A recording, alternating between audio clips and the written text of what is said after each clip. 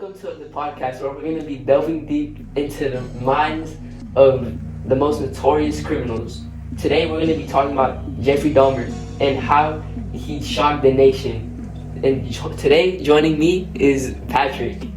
Yeah, thanks for having me. You know, Jeffrey Dahmer is a really cool name. I feel like everyone knows that name. It's just a name that really just sends chills down your spine, knowing what he did, and just hearing that like someone can even do that is just kind of ridiculous.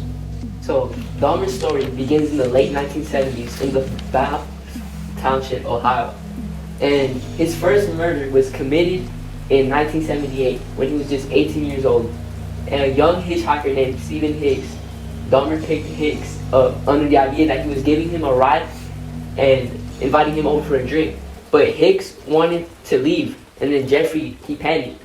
So basically, he hit him and strangled him to death. Mm-hmm. After that first murder, wasn't that like where he really started to like it was after the first murder where he kind of got weird and tried to start experimenting? Yeah. That's exactly it. After killing Hicks, Dahmer dismembered his body and dissolved his flesh in acid, and he also scattered the bones of his body. This pattern, it became really part of his crime. Like he'd do it constantly, and he managed to suppress his urges for nearly a decade, but they unfortunately resurfaced in 1987. So, by 1991, Dahmer had fully embraced his dark fantasies. He turned men to his apartment with promises of money. So he basically lied to them, saying that he was gonna give them money somehow. And after that, once he lured them into his hotel, he would kill them and even in some cases cannibalize them. Cannibalism, wow. That's kind of like a whole different level. That's like, yeah. Did he ever talk about why he did it or like his motive for even kind of going down that road? Yeah. So basically, he claimed to feel closer to his victim when he would cannibalize them. And he once said, unquote, I wanted to keep them with me forever. It's disturbing, and it really reveals how messed up his mind was. Yeah, kind of think about that. Like, serial killer is one thing, being a serial killer and a cannibal is kind of like a whole different world. Yeah. So Dahmer's spree kind of started at its peak in Milwaukee, late 90s, and one of the biggest cases throughout the 17 people he killed was this one kid named Connor Sintasamphone. He was a 14-year-old boy. He got lured in by Dahmer, and he ended up killing him, but it's kind of weird how they did it. So, do you know why they couldn't have stopped him? Well, they actually could have stopped him, but because Conrad, he left. He was able to get out of the room, but then when the neighbors, they saw him out, they called the police. The police didn't really mind too much of it. They looked into it, but Dahmer convinced him that was his 19-year-old lover, and he kind of just got off the hook with that one. So this was also around the time when he started to eat their bodies and store them in the fridge, right? Yeah. Conrad, he actually, when he got back, when Dahmer got him back in the room, this is where he killed him and kind of just dissolved his body and all that. So yeah, thanks for joining us. This episode is kind of filled with a lot of kind of how it started, but on the next episode we're going to talk about his childhood, and we'd love to have you back. Have you ever wondered what drives someone to do something as unthinkable as what Jeffrey Dahmer did? A man whose actions shook the world to its core. His story isn't just a horror, but it's a subtle reminder of what the human body is capable of doing. That's why this episode is brought to you by Starbucks Cold Brew to get you through unthinkable things as this. Whether you're unraveling the complexities of what Jeffrey Dahmer did, or whether you're just binging through these episodes, Starbucks Cold Brew has your back. Welcome back to True Crime Chronicles, where we're kind of unfolding Dahmer's life. I'm Patrick. Today we have my boy Esau back. Today we're going to be talking about what kind of pushed Dahmer to be this way, kind of unravel his mind, why he acted like this, and just how he kind of got this deep into his life. Yeah, so thanks for having me again. I'm just really in wonder of what could have caused Dahmer to do this, and that's really the part about true crime that I love the most, the what and the why. In May 21st, 1960, and we kind of see a lot of how, just kind of jumping right into it, we kind of see a lot about how when he was younger, how his family, they kind of just focused on their own problems rather than trying to help him out. Right. And that kind of led to a lot of just internal struggle, kind of bottling up a lot.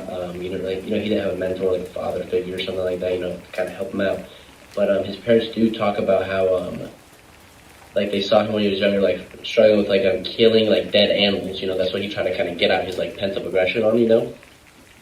It's kind of weird because we see a lot of serial killers kind of fall down that specific road. Yeah, starting off with smaller animals. Yeah, and like especially in high school too, he was kind of known as like the class clown for like because he would like fake seizures, kind of talk with slurred speech, and like asking for attention. Yeah, exactly. We kind of see him like thinking of like trying to ask for some sort of attention, and later in his trial, he kind of talks about how like it was kind of like compulsive, like he couldn't really control that, like it's just like kind of weird with how he kind of like obsessed about that type of stuff, and especially when he started getting into like the cannibalism aspect of it, which kind of got really weird.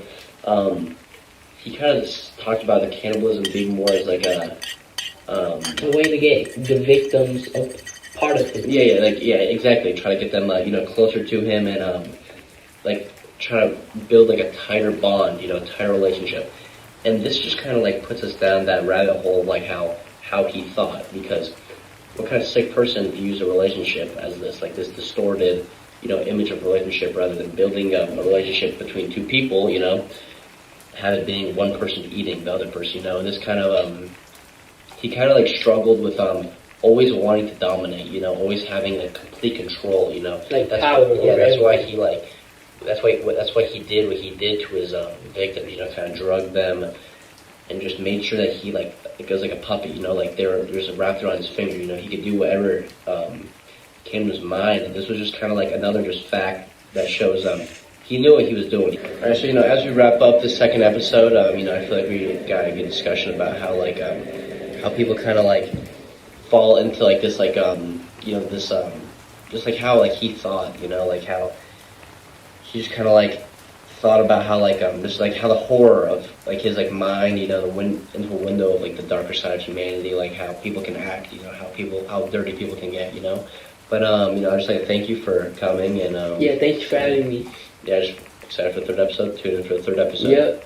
So that's where we're going to be talking about the trial and the outcome of the case. Welcome to the final episode, episode 3. In the last episode, we kind of just discussed how Dahmer became who he was and kind of the path that he went down that led him to become the monster that he is known as. And but today we're going to be talking about kind of the ending, the aftermath, which is like the trial, the arrest, and just the kind of impact, the legacy he almost left behind.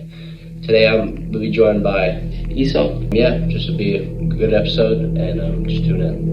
And the day eventually came, which was July 1991, and this was the day that Dahmer was finally arrested. This happened because Tracy Edwards, which was a black man that Dahmer met at like a bar scene kind of, he led him back to his room and promised him $100 for some photographs, as Dahmer said.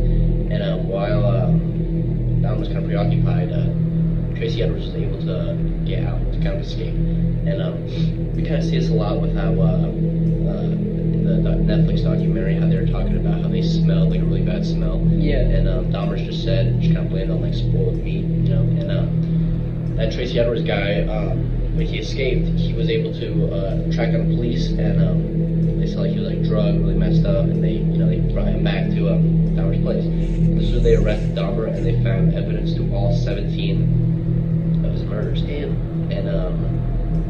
Dahmer immediately confessed to all 17, really. And this just kind of showed like how like he was just like really calm with how everything kind of went on, which just kind of shows like how no remorse, And Jeffrey's Dahmer's his court case, they saw how he wasn't really pleading to be guilty or pleading to just be innocent. He was just pleading for insanity, because he tried to kind of get free with that he needs help. Yeah. But it was just kind of everything was just too perfect with how he planned it, how everything just kind of set up. Like he knew what he was doing. He knew what he was doing, and this kind of exactly. Like that's what the jury kind of came to the conclusion, that he knew exactly what he was doing. It wasn't it was like a sense of conscience, And even though he said when he got arrested that was kind of just like these like compulsive ambitions or whatever he said. It's just hard to believe that someone like that, just kind of like lived like that, like it just everything was just too clean, too perfect, just to be like a mind flip, But yeah, I mean, he went to trial, and he was facing 15 counts of first-degree murder, and he was looking at 15 consecutive life sentences, which is over 900 years in prison. And when he was like kind of speaking to the families, that were a lot of families, some families forgave him, some families were raging, some families were mad. And when he was just kind of apologizing, no one really thought of it as like a I'm sorry, just more of like a humanitize himself. It's kind of just it's just like weird to watch that clip, and but anyway, he ended up getting sentenced, and he went to a prison in Milwaukee, and it really looked like Dahmer's life was just kind of turned around, which is good, it like showed how kind of like making the flip for his life, Yeah, so what was he doing when he was in prison? Well, when he went to prison, he actually became religious. He got baptized. He kind of joined the Catholic faith. Became a chaplain in the prison. He was just kind of like really helping out, really just like playing his role of humanity, which he could have been doing from the start, which just also shows that he wasn't insane. He was like, he knows what was good and what was bad. So that was why he made the flip. He was forgiven for his sins. He believed that, and he truly understood that, which is a good thing. But it's just unfortunate because it's just too late. Just too late to make that flip. It was too late to switch his side. Yeah, and then but then one day when he was cleaning and an inmate, his name is Christopher Scarver, he ended up killing Dahmer and just like beating him with this pole, and that was what killed him. But still, like, we see now like how his impact, his legacy, how people view the name Jeffrey Dahmer, since children. Yeah, he's very mainstream. Yeah. Thank you for being here. Thank you for having time, enjoying the time with me. I feel it was a really good time being able to talk about just kind of understanding, kind of learning the takeaways. Yeah. Just understanding like what could have been. If the police were more vigilant with especially like the case with the 13-year-old where he sexually assaulted it, and then he just kind of like let off scot-free with that slap on the wrist. But it's just a good thing. It's important to remember those people's names. Thanks for having me here. I really appreciate it. And I think it's really important you remember like all the victims and what he did, and like the kind of impact he had on the families. It's just really like heartbreaking. Yeah. Well, thank you for joining us. Thank you for joining us with the True Crime Chronicles. I hope you can tune in next time when we have more episodes in the future.